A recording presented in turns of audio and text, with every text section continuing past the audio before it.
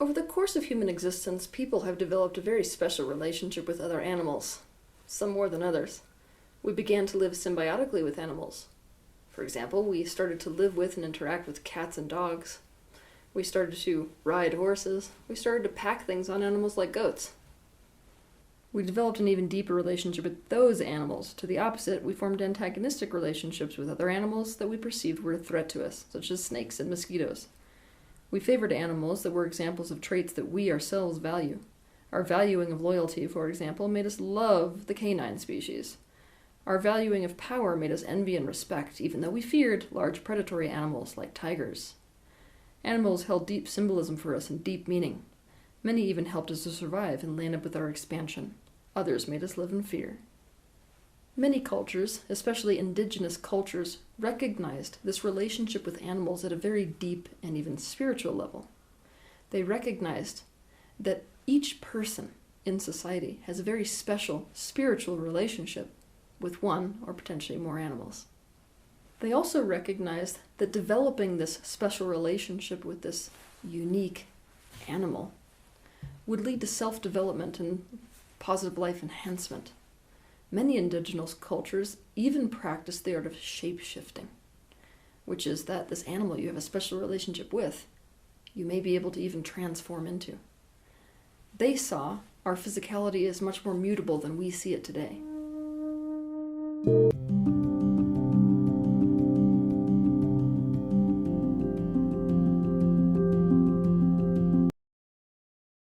Most people alive today don't differentiate between a spirit animal and a totem animal.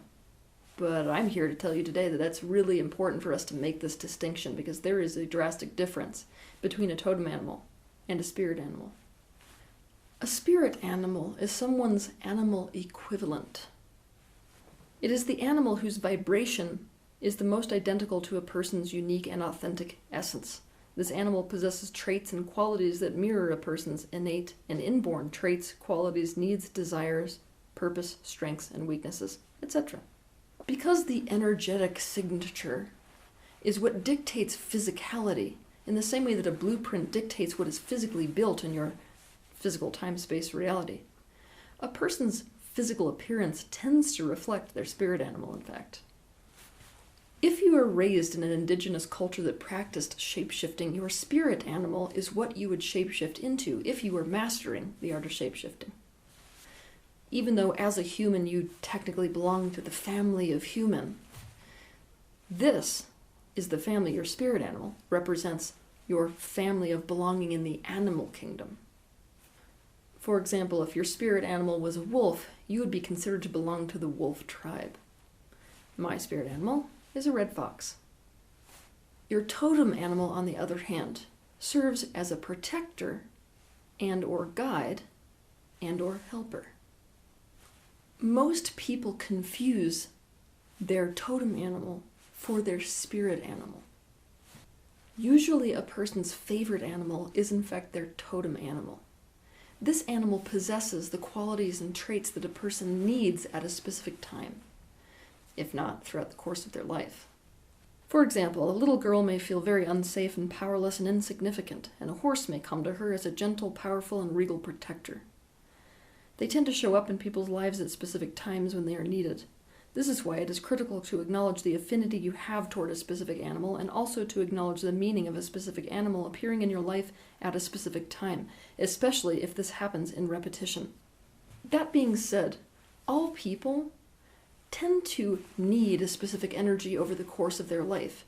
They tend to need specific help and need specific protection or need certain guidance. Therefore, there are totem animals that will be with you throughout the course of your life. This animal is more like a life partner or a life best friend through the journey of life. A person can have one or a few, or sometimes, but rarely several, totem animals. You are also offered kinship and welcome into the tribe of your totem animals. And it is said that this animal will only harm you if it's your totem, if doing so is part of your expansion path. This means usually they will not harm you at all, even if they might harm someone else. And they will only harm you if doing so imbues you with the specific medicine they carry. Because some of you are curious, my lifelong totem animals are the following: the horse, the cougar, the piebald python, the mourning dove, and the jellyfish. People who have chosen a life path where they influence a lot of people or lead a large group of people tend to have more totem animals, in the same way that they tend to have more spirit guides.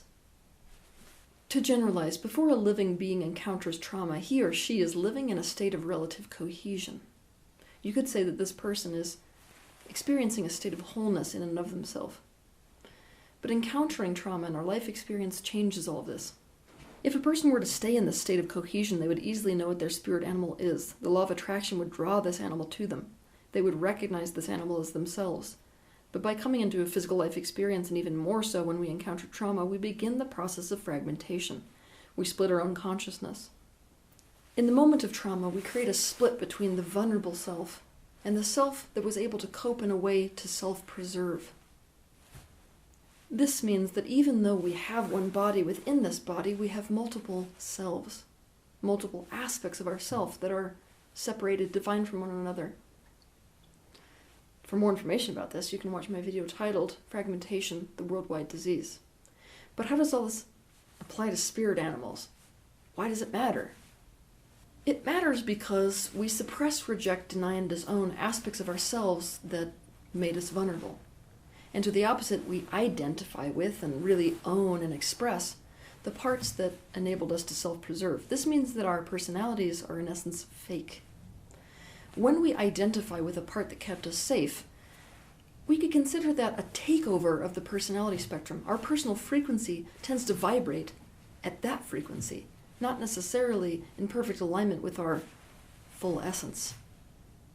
Because we have mistaken all of who we are for a single protector part within our personality spectrum, that's the frequency that we hold and resonate at. Therefore, it would seem we were a match to a different animal than our actual essence.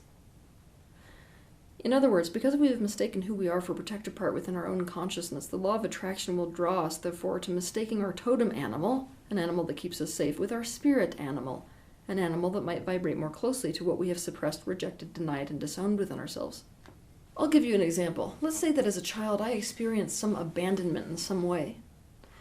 My vulnerable aspect is the part that needs people. This doesn't get me anywhere. I have to reject, deny, and disown the part of me that needs people, and I will identify instead with the part that's highly independent. Therefore, if my essence vibrated more closely to a herd or group animal like a deer, I would suppress and deny and maybe not even take notice of that animal. I would not recognize it in myself for sure. I might identify with and show preference for an animal that is a highly individualistic, like a snow leopard. There is another animal that is highly significant to all people, and this is our shadow totem animal. This is an animal whose frequency is a perfect vibrational match to those things which we have denied, rejected, and disowned the most within our being. The qualities and traits of this animal tend to be the qualities and traits that we were the most shamed for in our early life.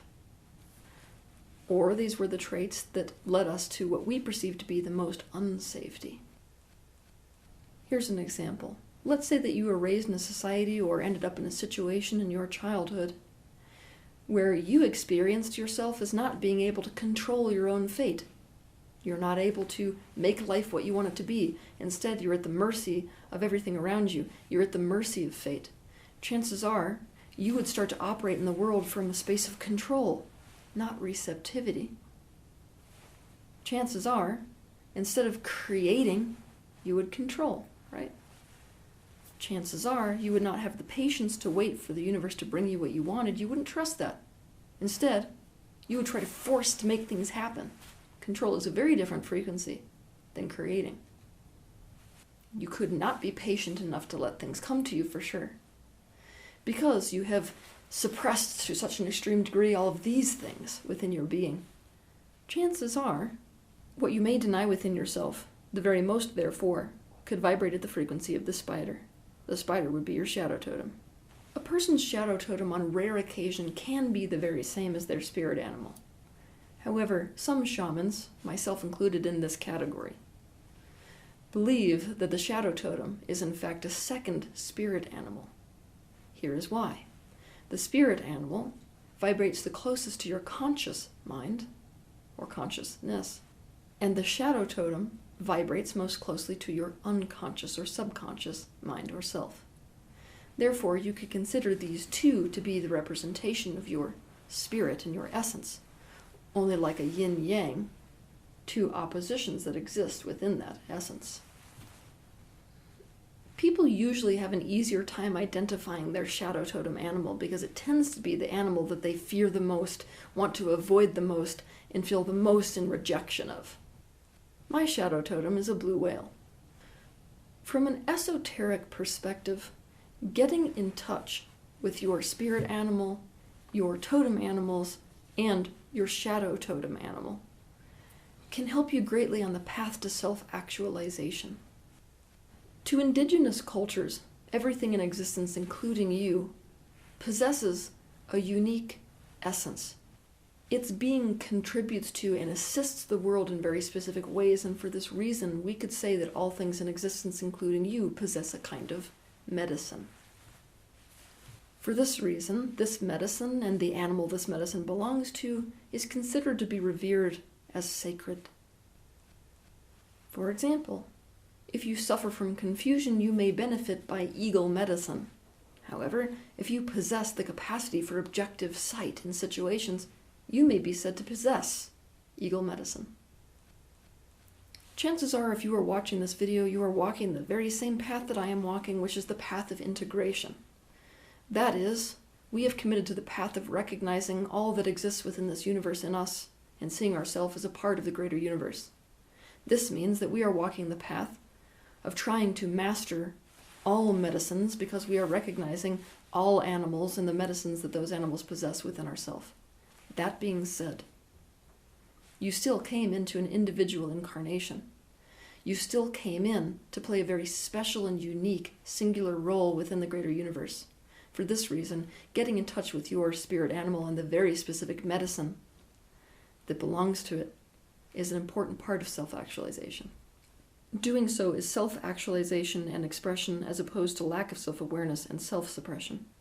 And integrating the medicine of your totem animal means you can master and make use of the medicine that you are in need of in your life in general, or at a specific time in your life.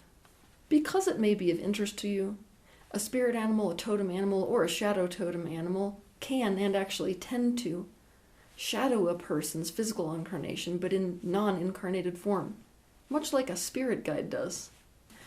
Here's another thing that most people don't think about. A group consciousness can be treated like a singularity.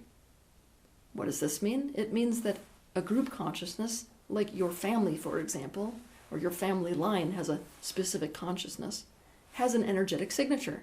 That energetic signature is a match to a specific animal as well. This means your family line has a spirit animal, has totem animals, and a shadow totem animal. So does every race, so does every religious group, so does humanity in general. Humanity's spirit animal is the wolf. Humanity's totem animal is the eagle. And humanity's shadow totem is the snake. Technically, a human is an animal.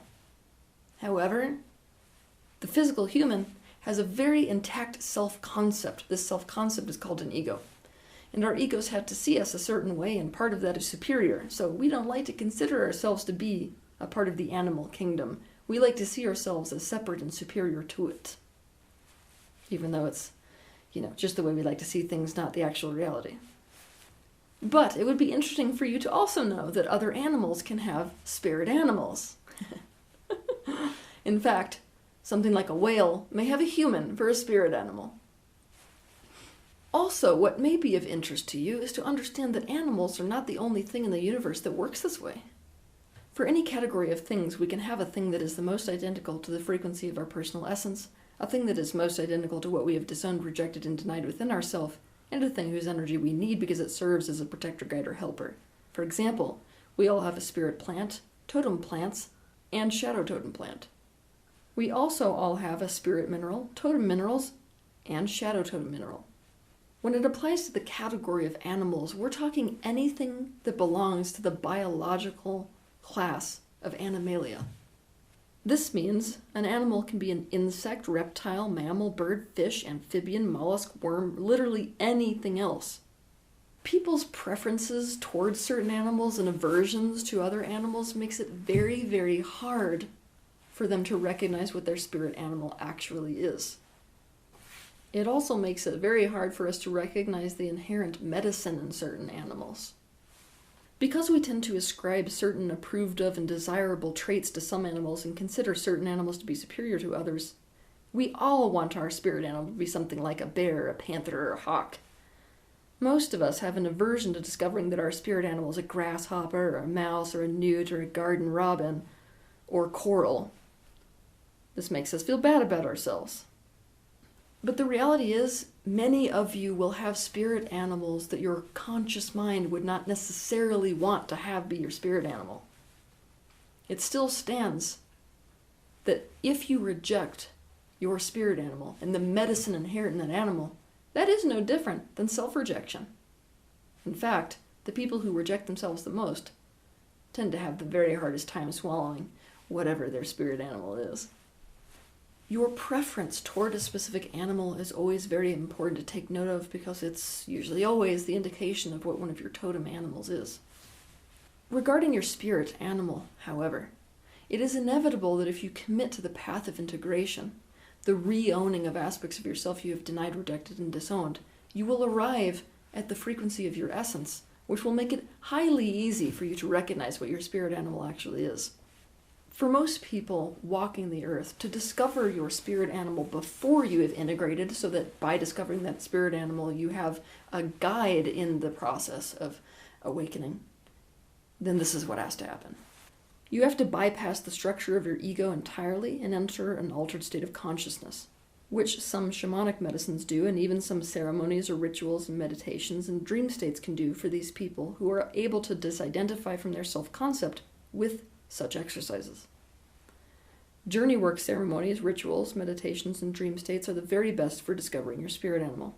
I offer one such meditation to find your spirit animal myself on my website, tealswan.com. It would benefit you to operate relative to your spirit animal with this perspective. You cannot choose your spirit animal. It's not about preference. Your spirit animal chooses you.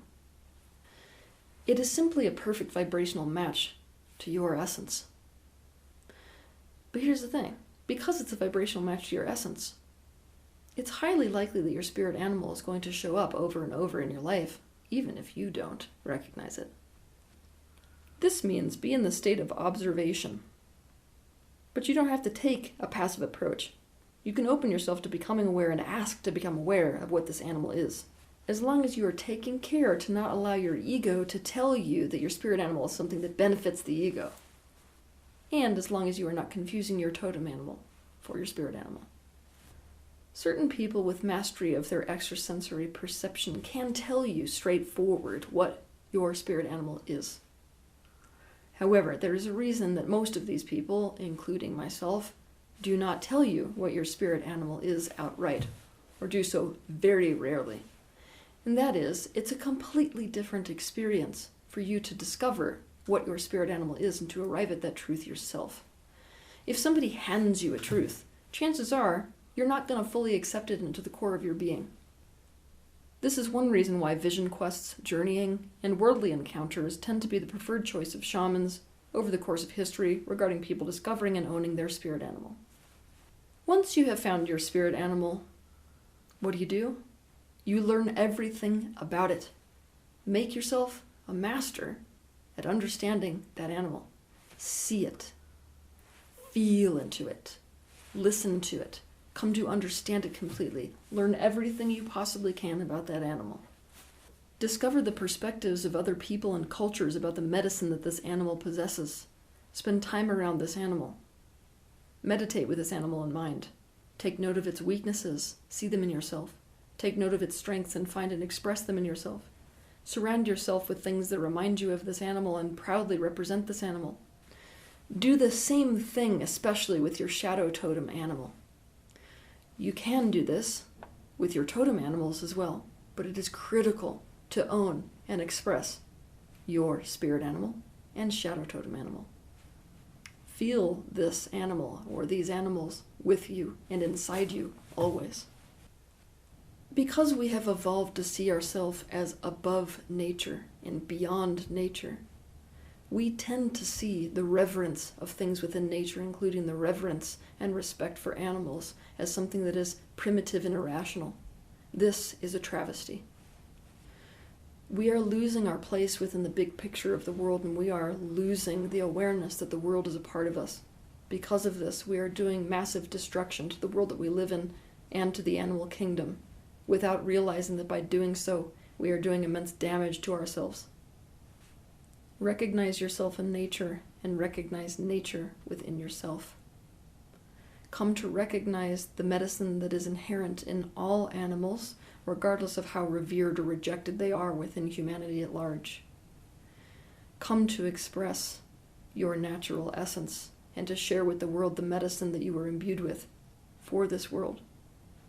It is sad if you withhold your medicine for a world that needs it. Especially express the medicine that is inherent in your spirit animal. Have a good week.